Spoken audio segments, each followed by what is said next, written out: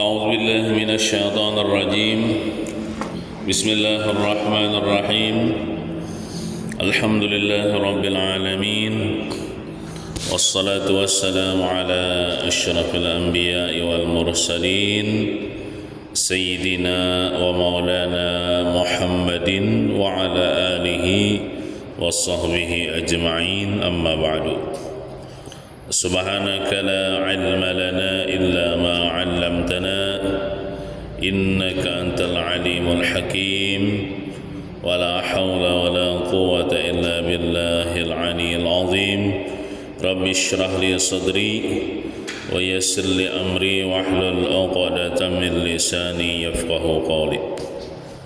Marilah kita berniat i'tikaf. Bismillahirrahmanirrahim. Nawaitu an a'taqifa fi hadzal masjid sunnatan lillahi ta'ala. Halaman 105. Bismillahirrahmanirrahim. Qala al-muallif hafizahullahu ta'ala wa nafa'ana bihi wa bi jami' ulumihi fid dharain amin. Keutamaan orang yang menjaga salat wajib. Jadi kita orang Islam wajib menjaga salat fardu. Maksud menjaga di sini yaitu mengerjakannya di dalam waktunya beserta dengan mengetahui akan rukun dan syaratnya. Artinya kita sembahyang fardu itu bujur mengerjakannya berilmu, ada yang bahapal lah, kemudian mengerjakannya di dalam waktunya, jangan tak keluar daripada waktunya. Keutamaan orang yang menjaga salat wajib. Salat wajib dia salat fardu yang 5 waktu. Disebutkan dalam hadis,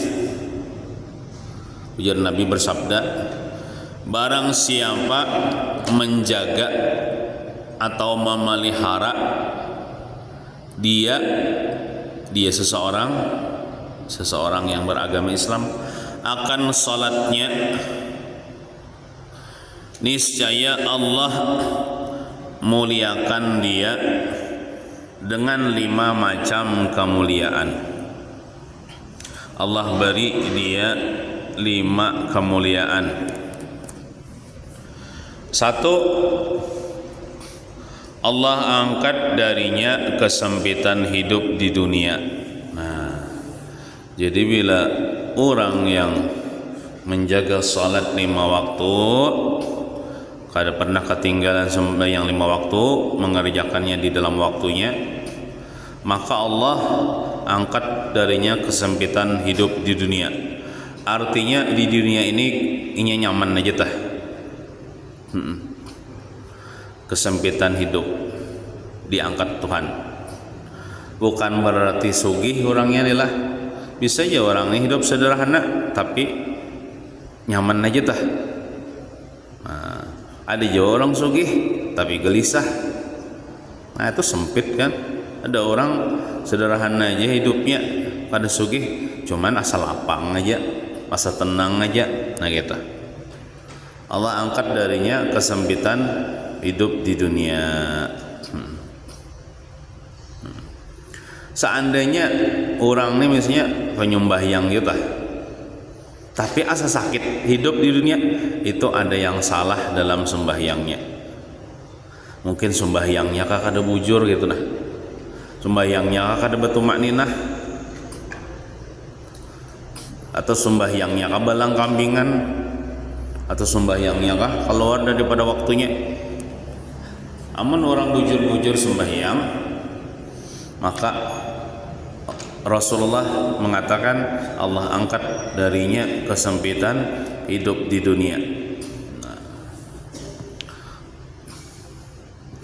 2, Allah angkat darinya siksa kubur.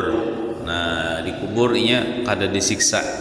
Asal bujur sembahyangnya di dunia nyaman, di kubur nyaman. Nah, kayak itu. Di dunia nyaman, di kubur nyaman. Orang nang penyembahyang insya Allah kada disiksa di kubur.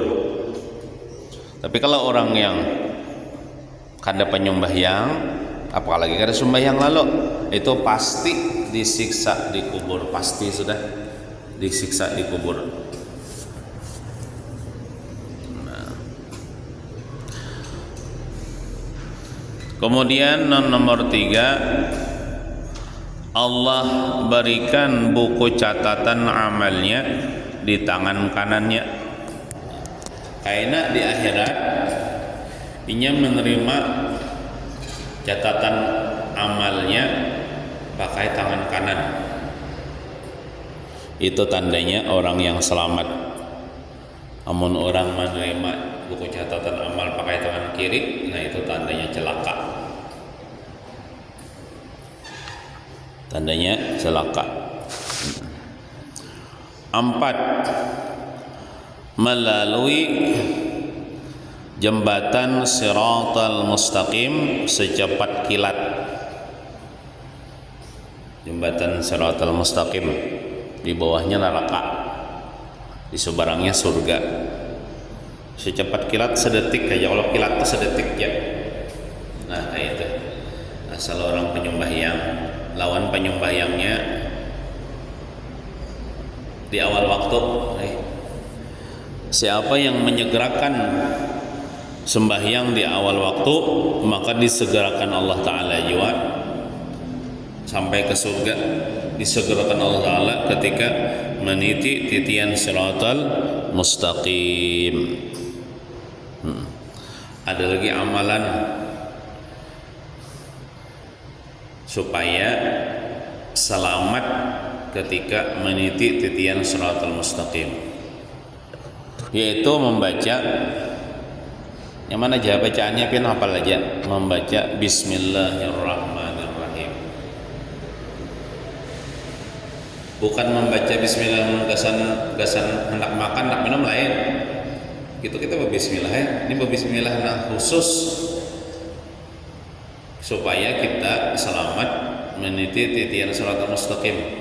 Karena ujar Bismillahirrahmanirrahim itu jumlahnya 19 huruf.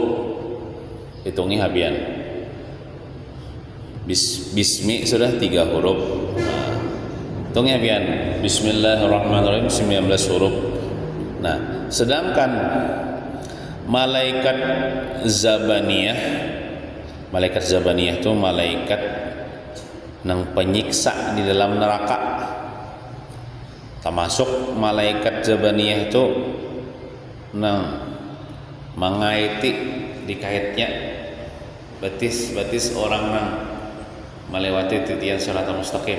Bila karena kekaitnya batis orang tuh gugur karena neraka. Nah, malaikat Zabaniyah itu jumlahnya 19 orang. Tahu anak buahnya tuh banyak lagi. Kalau malaikat Az-Zabaniyah jumlahnya 19 orang. Bismillahirrahmanirrahim itu 19 huruf. Barang siapa membaca Bismillahirrahmanirrahim, kemudian dihadiahkannya bacaan Bismillahirrahmanirrahim itu kepada malaikat Zabaniyah yang jumlahnya 19 orang, maka insya Allah ketika melewati titian Siratal Mustaqim, malaikat Zabaniyah itu kada mengait betisnya. Ibaratnya tuh bepatuhan badahulu. Maksud bepatuhan badahulu, pian misalnya bisi patuhan. Nah, bisi patuhan, anggaplah polisi ya, polisi lalu lintas. Maka polisi lalu lintasnya razia misalnya di Martapura gitu. Pian misalnya patuh lawan polisi gitu, maka keluarga pulang razia, pulang kena razia pas pian Tuhan kita aja terus saja jar. Nah ada iya. Nah itu bukan kita tuh menyuap malaikat zabaniyah, ada supaya Bapak Tuhan dulu. Cara apa? Kayak apa cara Bapak Tuhannya? Di dunia ini banyakin membaca Bismillahirrahmanirrahim. Biar karena banyaklah sehari 3 kali barang baca Bismillahirrahmanirrahim, Bismillahirrahmanirrahim, Bismillahirrahmanirrahim. Dalam hati, ya Allah, ulun hadiahkan Bismillahirrahmanirrahim ini untuk malaikat zabaniyah. Nah itu hari-hari gawe misalnya, hari-hari baca walaupun 3 kali misalnya sehari. Maka insya Allah ketika melewat titian shalatul mustaqim, batis kita kada dikaitnya. Nah kada dikaitnya karena inya tahu ini nang mahadiahi aku Bismillahirrahmanirrahim dia. Nah tapi sembahyang ya memang jangan ditinggal lah. Sembahyang jangan ditinggal. Sembahyang tadi itu segera-segera di awal waktu itu supaya cepat. Adapun membaca Bismillahirrahmanirrahim supaya jangan karena dikait oleh malaikat zabaniyah.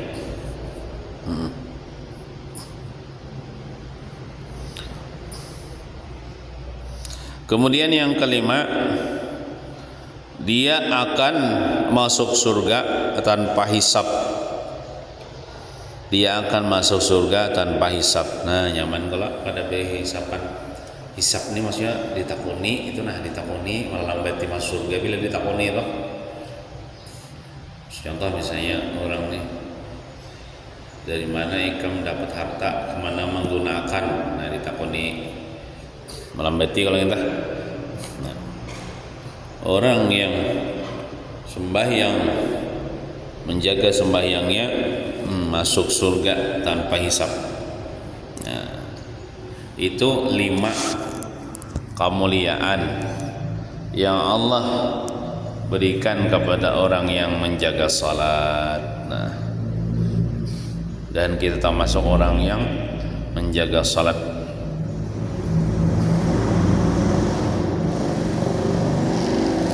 Namun barang siapa menghawai-hawaikan atau menganggap remeh salat, apakan lagi meninggalkan salat.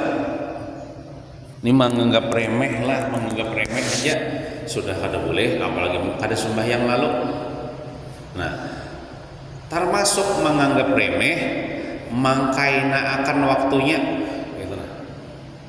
Mengena-ngenakan waktunya, menunda-nunda, apalagi sampai tak keluar lalu. Sembahyang ya, sadar sembahyang, kaina gini santai gitu, aja kaina aja, nah itu menganggap remeh, ditunda. Misalnya zuhur tuh, asar masuk, jadi qadaan, itu menganggap remeh. Termasuk menganggap remeh, ia lebih mengutamakan menggawi dunia daripada perintah Allah. Begawi aja, begawiin apa Pak? Sembahyang kayak aja dulu. Nah itu, seharusnya sembahyang dulu, hanya begawi. Nah, sembahyang dulu digawi, hanya menggawi dunia. Bila kita menggawi dunia aja, sembahyang di nomor 2 akan itu menganggap remeh sembahyang. Itu menghawai-hawaikan sembahyang. Haram juga ada boleh juga itu dah. Pokoknya bila sudah sampai waktunya kita lapas tuh bang, nang kita gawi itu udah tahu kisah kenapa. Biar ibaratnya tamu datang ke rumah, minta maafain lah tamuin lah. Orang tinggalkan dulu untuk sembahyang, ada tuh kisah. Nah, apakah urusan ibaratnya itu memandak dulu, sembahyang dulu. Yang penting sembahyang dulu. Nah, apakan lagi meninggalkan salat. Nah, niscaya Allah siksa dia dengan 15 siksaan. 15 siksaannya lah bila orang menghawai-hawaikan salat atau meninggalkan salat. 1, dicabut keberkahan dari umurnya kada berberkah. Umurnya kada berberkah. Maksud umur kada berberkah itu umurnya tuh banyak digunakan untuk sia-sia, bukan untuk ibadah. Itu umur kada berberkah. Digunakan untuk sia-sia, untuk maksiat, bukan untuk ibadah. Nah,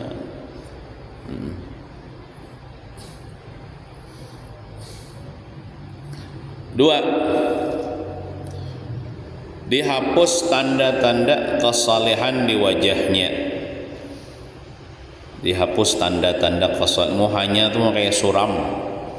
Apalagi wuhan malaikat melihat muhanya bina sangar. Pada orangnya bungas saja. Dia kada penyembahyang. Cuma malaikat melihat pina suram. Ada tanda-tanda kesalehan di wajahnya. Tiga, setiap amalan yang dia kerjakan tidak diberi pahala oleh Allah alias ditolak. Biarlah bersedekah sehari samiliar, tapi orang yang ada sembahyang ada diterima Tuhan, kada berpahala, ditolak Tuhan sedekahnya. Biar setiap tahun naik haji, biar setiap bulan umrah, tapi orangnya menyia-nyiakan salat, meninggalkan salat, itu kan ada gunanya di akhirat, ada pahalanya. Biar sosialnya tinggi di masyarakat, membantu orang terus, membantu masjid, membantu orang fakir miskin, tapi orangnya kada sembahyang, itu percuma. Amalannya itu kada diterima Tuhan, kada diterima Tuhan. Biar bakti lawan laki, misalnya bakti mana lawan laki tapi kada sembahyang, percuma juga, itu kada jadi pahala. Kada jadi pahala. Biar sugihnya kayak apa ya Allah, biar bungasnya kayak apa, biar bisi pangkat di sisi manusia, mengkada sembahyang, itu kada ada gunanya itu di hadapan Allah Subhanahu wa taala. Nah, jadi bila kita hendak amalan kita yang lain itu diterima, sembahyang jangan ditinggal. Sembahyang diutamakan supaya kita mengerjakan amalan lain itu diterima Allah Ta'ala pahalanya. Karena sembahyang ini penentunya. 4, tidak diangkat doanya ke langit. Artinya doanya kada diterima. Biar orang ini berdoa sampai menangis-nangis, kada diterima Tuhan doanya, menunaikan sembahyang atau menyia-nyiakan sembahyang.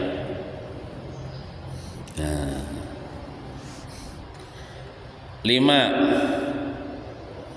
tidak dapat bagian dari doa orang soleh. Bila orang soleh, orang wali berdoa, ya Allah ampunilah dosa orang-orang Islam umat Nabi Muhammad, inya kada dapat, inya nang ada sembahyang itu kada dapat, kada dapat keampunan. Tapi lamun kita penyembahyang, misinya berapa banyak orang-orang soleh, wali-wali Allah Ta'ala berdoa untuk keampunan kaum muslimin, kita dapat doa orang soleh itu. Kalau kita penyembahyang, orang ini kada penyembahyang walaupun datang kepada tuan wali, misalnya tuan wali tolong doakan ulun, inggih Jesiden, kudoakannya ikam, didoakan sidin, tetap kada kana orang itu. Kada kana, biar sidin mendoakan tetapi orang mengini sudah sembahyang, kada kana doa orang soleh. 6,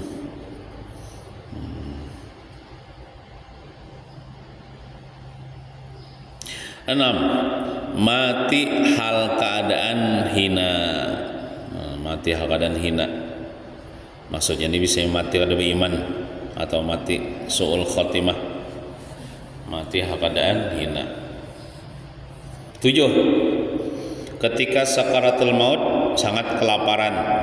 Waktu sakaratul maut, waktu hendak meninggal dunia itu kelaparan benar, lapar benar. 8, ketika sakaratul maut sangat kehausan, sekalipun dituangi ke mulutnya seluruh air yang ada di laut dunia ini, tetap dia merasa kehausan. Jadi orang yang menyia-nyiakan salat atau meninggalkan salat waktu hendak meninggal dunia, kelaparan, kehausan, seandainya diminumi dengan air yang ada di seberatan laut-laut di dunia ini, tetap aja haus juga. Nah, kehausan, kelaparan lah. 9, disempitkan kuburnya. Nah, kuburnya sempit, dikapit oleh kubur gitu. Nah, dan kubur itu sudah sempit lubangnya karena dikapit pulang oleh kubur. Nah, artinya hanya disiksa di dalam kubur. 10, dinyalakan api neraka di kuburnya siang malam sehingga dia dipanggang di bara api neraka. Nah, dipanggang kayak orang memanggang iwak lagi le. Nah, dipanggang di neraka siang malam tuh ada bara apihan dah. Ada bara apihan. Panas artinya. Sakit benar artinya.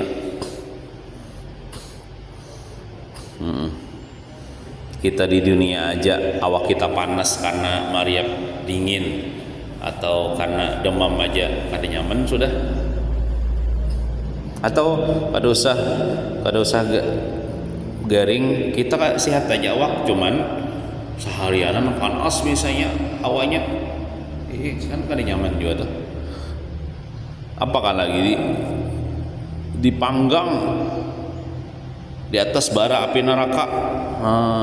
Luar biasa lah. Nauzubillah min zalik.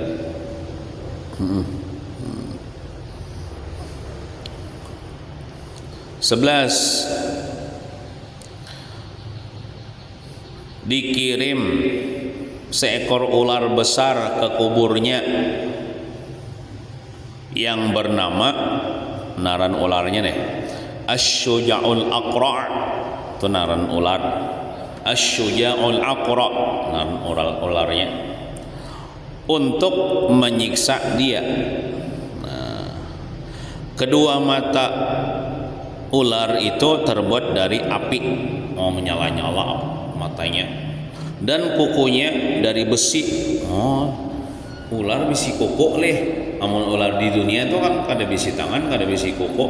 Mun ular menyiksa orang di kubur bisi kukunya dari besi. Bukan cuma melilit leh, mencakar-cakar. Panjang kukunya seperti perjalanan 1 hari. Panjang mana kukunya? Mun orang berjalan tuh seharianan lawas, artinya panjang. Kalau perjalanannya ini panjang lagi, kukunya itu seperti perjalanan 1 hari. Suaranya seperti petir yang menakutkan. Pikir kita tuh bila mendengar petir, takjub kita.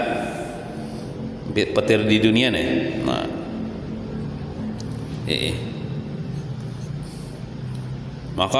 maka jar ularnya ini longor kepalanya, saking banyak bisanya, lalu panas longor kepalanya jar.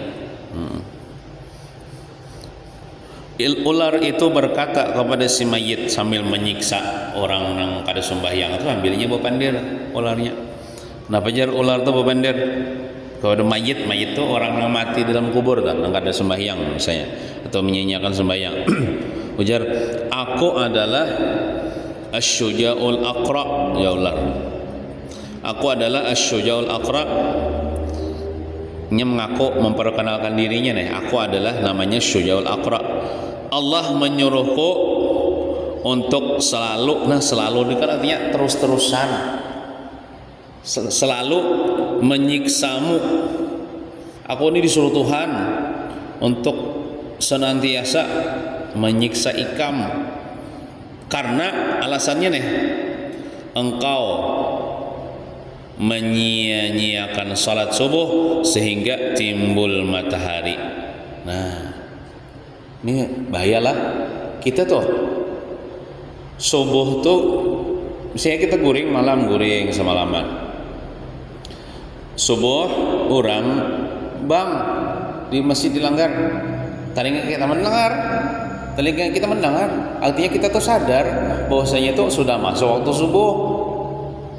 Lalu kita berkoler-koler, kena aja bangun, mau memeluk tuh guling, kena aja, kena, pas jam 6, kena, pas timbul matahari, itu menyia-nyiakan sembahyang ngarannya. Walaupun imbah timbul matahari itu dia bangun, dia wudu sembahyang subuh, itu qadaan sembahyangnya. Itu kada berdosa lah, berdosa. Siksaannya apa? Disiksa oleh orang di kubur. Padahalnya sembahyang ya, inya sembahyang tapi menyia-nyiakan tuh nah, menganggap remeh tuh nah, menunda-nunda tuh nah, menyia-nyiakan. Kalau ngarannya, guringin dulu aja. Inya tuh mengutamakan guring daripada perintah Allah. Nih tuh ngarannya menyia-nyiakan. Padahalnya itu sembahyang imannya itu sembahyang. Tapi sudah habis waktu subuhnya, sudah bila timbul matahari itu habis sudah waktu subuh. Tetap wajibnya sembahyang, tetap wajib. Yang mengqadha sembahyang subuh itu tetap wajib, tapi menyia-nyiakan itu hukumnya haram, berdosa. Efeknya apa? Disiksa di kubur. Nah, oleh ular as-sujaul aqra. Nah, oleh karena itu jangan berani kita nih melandau. Amun yang melandau tuh kada kailan, biasanya kada jadi masalah. Misalnya orang guring sama lamar, guring mati sama lamar. Orang azan di masjid kada mendengar, kali-kalinya kada mendengar. Orang bagarak kada ada jua. Mak guring mati sekali bangun jam 7 itu kada apa-apa. Nya kada mendengar. Nya kada mendengar masuk waktu subuh. Ini masalahnya kita ta'ilan aja, mendengar aja. Walaupun mata bapajam, bangun aja. Cuman kada hakun mengerjakan di dalam waktunya. Lalu ditunda, melandau, taguring pulang sampai timbul matahari hanya sembahyang. Bukan kada berdosa, itu berdosa hukumnya. Nah, jadi apa namanya, biasakan sembahyang subuh di dalam waktunya. Yang bagus lagi di dalam waktunya. Bukan cuma kita pian beisi laki di rumah, jangan dibiarkan melandau. Pian bisi anak di rumah, jangan dibiarkan melandau. Garaki sembahyang subuh di dalam waktunya. Jangan seorang aja sembahyang nang di rumah dibiarkan aja melandau. Jangan, digaraki sembahyang di dalam waktunya. Soalnya bila kada sembahyang nih bahaya, kena dikubur, disiksa dikubur. Kan kita kada hakon kalau orang-orang yang kita cinta ini pacangan disiksa kena dikubur. Kita sayang kepada keluarga kita, maka kita suruh sembahyang. Amun orang ngaku sayang kepada keluarganya tapi kada nyuruh sembahyang, biarkan aja nya kada sembahyang, tuh nanya kada sayang lawan keluarga. Itu membiarkan nya masuk neraka. Namun kita sayang lawan keluarga kita suruh terus sembahyang. Kada sehari aja, setiap hari, setiap waktu kita ingatkan jangan sampai sembahyang tak keluar waktunya. Allah menyuruhku untuk selalu menyiksamu karena engkau menyia-nyiakan salat subuh sehingga timbul matahari. Nah, timbul matahari.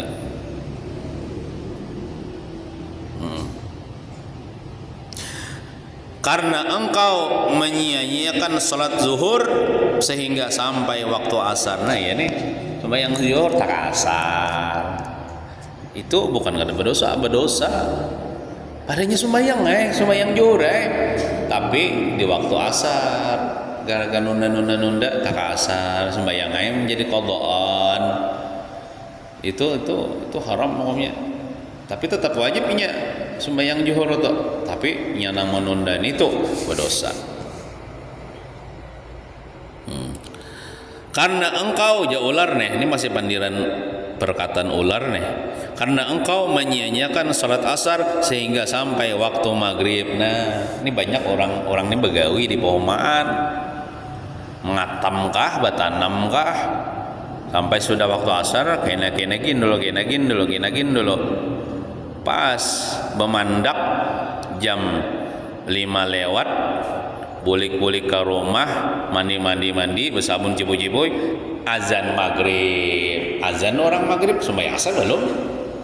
Nah, itu menyia-nyiakan sholat juga. Padahal kau aja sembahyang bemandak dulu. Misalnya orang tolak ke Pohomaan jam berapa, jam 2 lah tolak ke Pohomaan, mbak Juhur. Nah, gawi sampai jam 3 lewat 30 lah waktu asar. Pemandak di lampau atau di tembok ada, di bawah pohon enggak? Bersama banyu gasan bodoh ya lah mulai rumah. Gasan bodoh, nah bodoh Anu pakami dulu ya Allah bayi istinja bodoh. Sangu kena misalnya Pohomaan, kena amparai lagi misalnya tikar apa sembayang sobat aja sembayang nih tau paling lewasakan paling 10 menit. Kita sembayang nih lawan makan, talawas makan kayaknya makan tuh bisa sampai 15 menit 20 menit. Mau sembayang nih sobat aja kita biar kada berwiritan ibaratnya. Jadi ya Tuhan, aku menuntut ikam sembayang, ikam kada berwirid kada apa-apa, ikam kada berdoa imbahnya kada apa-apa. Imbah salam tuh ayo pulang begawi asal sembayang.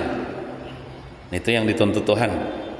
Nah, imbah tuh tuntung sembayang paling 5 menit ya kalau atau 10 menit.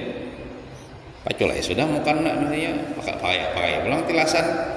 Kawah aja.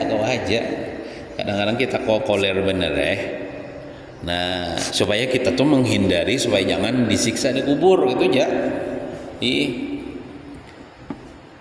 Kita ibaratnya sudah sakit di dunia nih misalnya, contoh sakit tuh ada orang sakit, contohnya kan tapi berduit di dunia.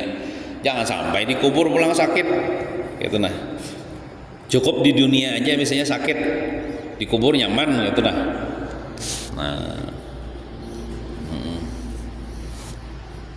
Misalnya sebulan lah orang mengatam tuh. Sebulan asar tuh tak maghrib terus. Bidang hari-hari kayak itu. Nah, jangan dibiasakan. Kita asar juga yang mengerjakannya, maghrib di waktu maghrib juga jangan molor itu. Nah, jangan ditipu oleh dunia, jangan ditipu oleh gawian. Sembahyang kita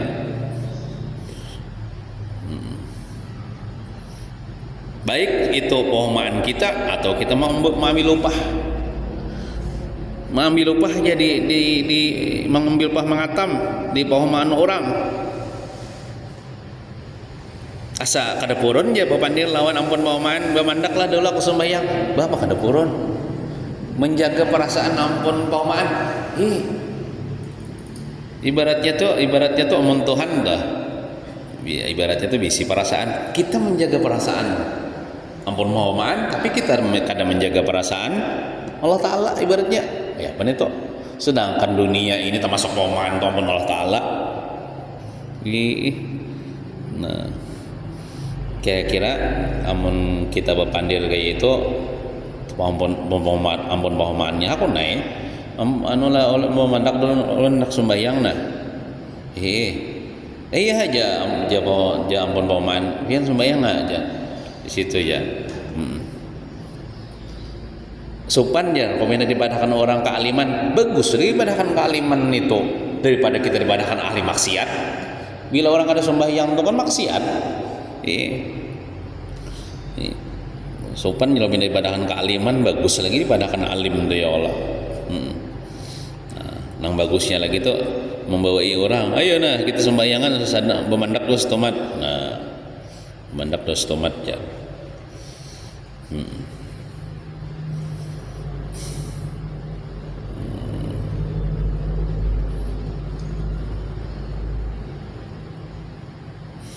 karena engkau menyia-nyiakan salat maghrib sehingga sampai waktu isya. Ini orang ini menunda-nunda sembahyang maghrib sampai waktu isya, hanya sembahyang maghrib nih. Nah itu kada boleh juga, maksudnya berdosa juga. Amun sembahyang maghrib tetap wajib dikerjakan, di waktu isya misalnya.